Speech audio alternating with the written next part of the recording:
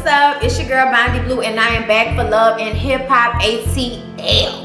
Alright, y'all, it was a whole bunch of fucking fuckery.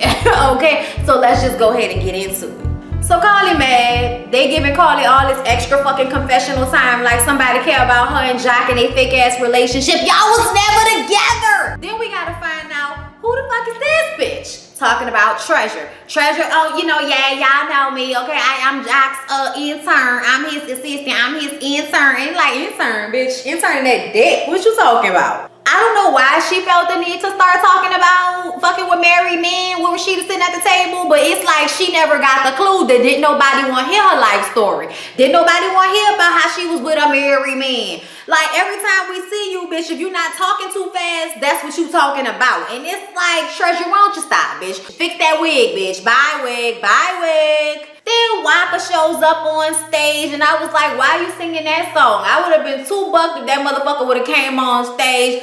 Go, girl, the way you're moving got me in a trance. I'm sorry. I tell y'all, there are a couple of Waka Flocka songs that I listen to damn near on a weekly basis, okay? No Hands is one of those songs, and I just finished listening to it today, so it's stuck in my head. Shout out to Waka.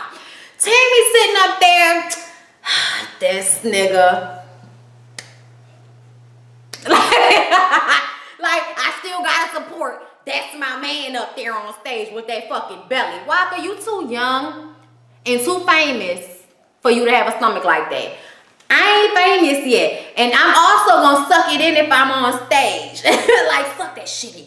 Okay, suck that shit in. Like, what's wrong? I was like, is that a pot belly, nigga? What is you doing? You need to be working out. Get your life. You got your whole 40s and 50s to look like that. You too young for that, Waka. Okay, well, that's why we let niggas like Bobby Brown have a pass now.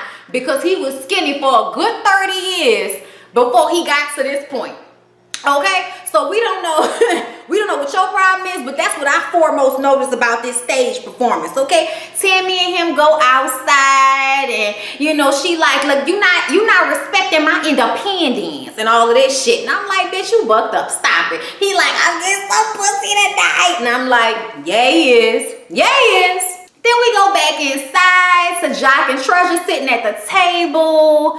And it's all very uncomfortable, but Jock is basically introing all these niggas, okay? I don't know if you noticed, but Jock has been writing the intros to the scenes, okay? He introed Kirk, you know, my man just wanted to come and talk to you. And they like, what the fuck you talking about? And then all of a sudden, the camera focuses and we see fucked up ass Kirk sitting in the background looking like an old ass man about to hit on the 20-something-year-old bitch talking about, you can have my whole paycheck. Like, that's what he looked at like, okay? Rashida was not trying to hear that shit. Her and her wig had to go, okay? I don't know how many wigs this bitch bought for the trip, but goddamn, Rashida, your hair too nice for this. What's going on?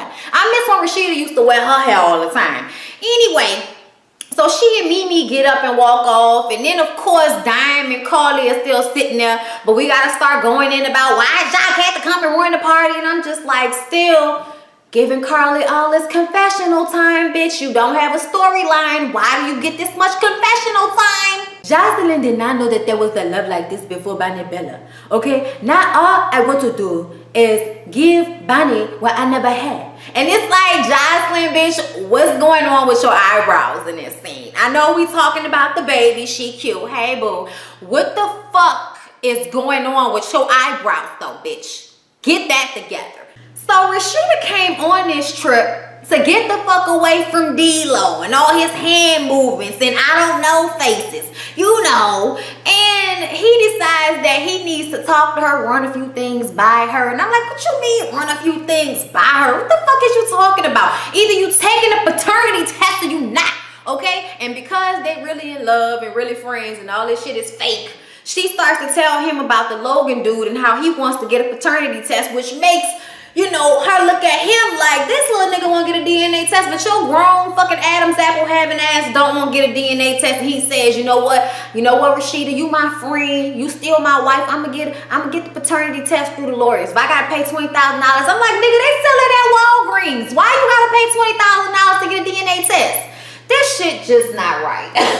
This whole storyline, y'all, I'm so not fucking here for it, okay? Because I just really don't feel like it's real.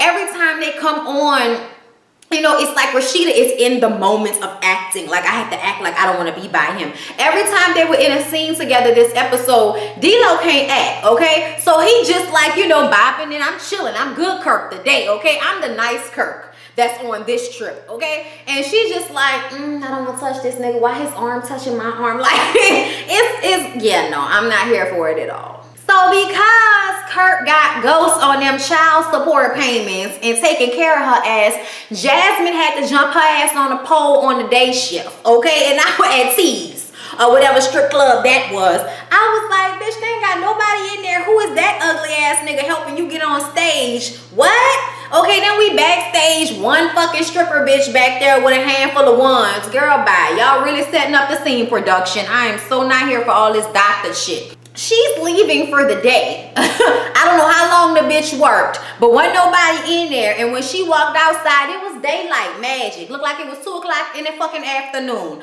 Logan ass with his confused hairline, like that shit looked like it was on an upward slant. I wasn't sure what that was about. He's there. Let me talk to you right quick. Now, get the fuck away from me. Why is you stalking me? Why is you following me? Okay, look, me and Logan was together when I was in high school, okay? I don't want to be with him. I don't know why he is always stalking me, because he can't get it that I don't want to be with him.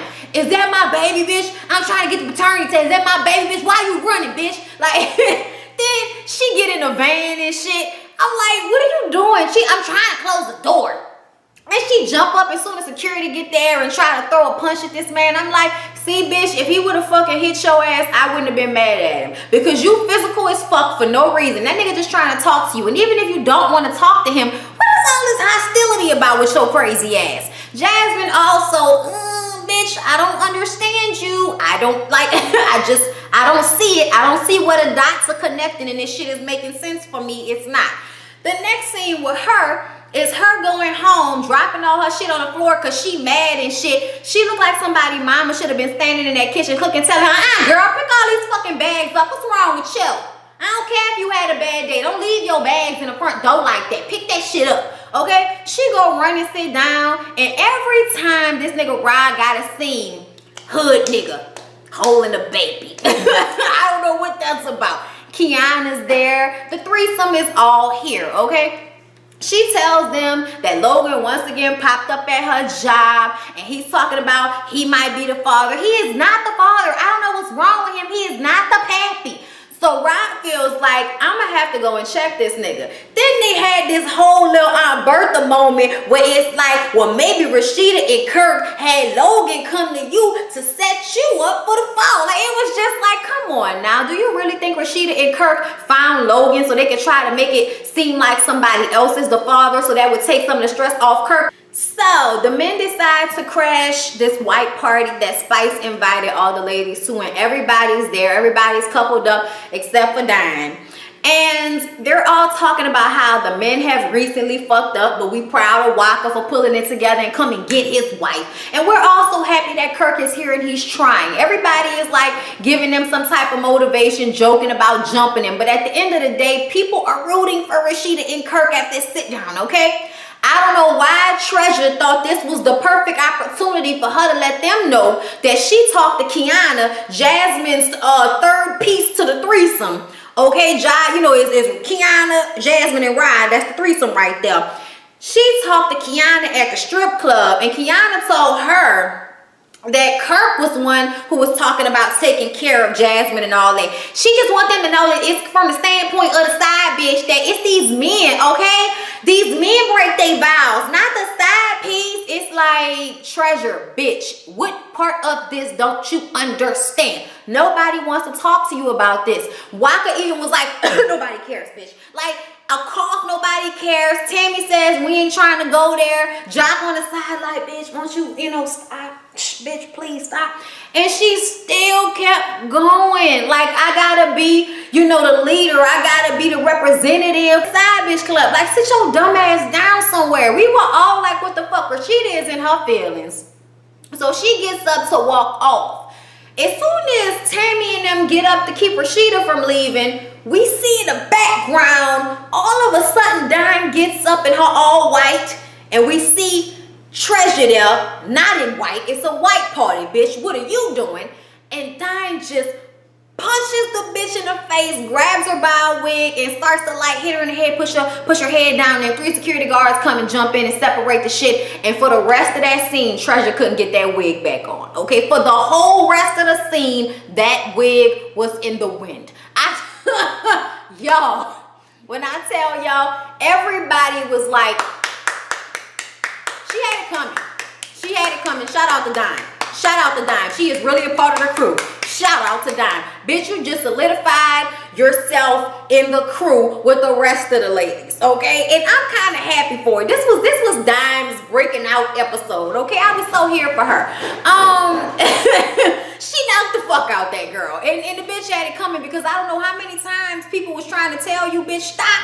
Okay, when people are telling you, let it go, let's not do that, let's not talk about it, we trying to be nice about it, and you kept fucking talking, so now you done got your ass whipped, okay? Then she gonna yell out, you a hoe just like I'm a hoe, talking to Dime, and Dime was like, bitch, I was good at what I did. I was a stripper, I wasn't no hoe, okay? I did what I did, and I was famous for what I did, bitch. Don't nobody know you, okay? And I whooped your ass like your mama should have whooped your ass. I was like, yes, you did. You sure in the fuck did look like somebody mama that had a baby at 15 whooping somebody's ass. You did look like that, Dime girl. Jock is like in the process of trying to see about Treasure, because he did come with her, and all the other women are yelling, pick a side, nigga, pick a side. It was funny.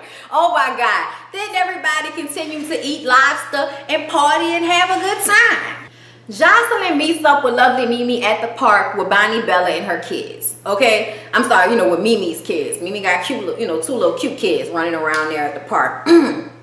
And they meet up and they sit down. It's, oh, Bonnie Bella's so cute, cool, gaga. All of that shit cool, okay? But Jocelyn is excited because she's about to go back on the real, and they're really thinking about making her a permanent castmate, which is probably the only reason why she felt like it was okay to tell Mona fuck her via social media, okay? That's probably the only reason, is because she's probably about to be on the real. She may be a mom now, but this scene right here is a perfect example of how Jocelyn is the same old disgusting ass, bridge burning ass bitch, okay?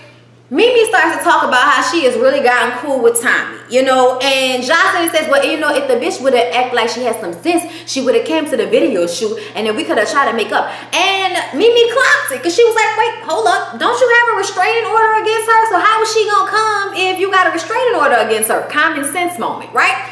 Jocelyn doesn't take it like that, okay? You know what, you're new. You know what, you're new to Atlanta, and I like you, Mimi. But you know what? You're crossing the line, okay? You need to watch where you're stuck, okay, bitch? Watch where you're going, watch where you're stepping. And Mimi is like, okay, girl, all right. I guess you ain't trying to hear me. Then last night on social media, after she saw Jocelyn call her a hoe in a confessional, lovely Mimi decided to go completely the fuck off, bitch. You was all up my ass trying to be cool with me, talking about don't let production make you look bad, da-da-da-da-da-da. But now you gonna get in the confessionals and talk all that shit like you was saying that when we was out there. And I'm like, lovely Mimi, you may have felt like she wasn't trying to dish you, but in that scene that I was watching, she was definitely trying to clock you. And if I was you, I'd have been like, it's time to go, because we gonna get into it if I tell you what I really feel, which is, who the fuck is you talking about watch my step? I just asked you a question, a common sense fucking question to a comment that you made that wasn't fucking true, because you're trying to make yourself look better than you are, bitch. You can get clocked all day, every motherfucking day. I don't give a fuck how much muscle you got in your arm, bitch. There's no way you would have been sitting up there telling me I better watch my step. Why? What the fuck you gonna do?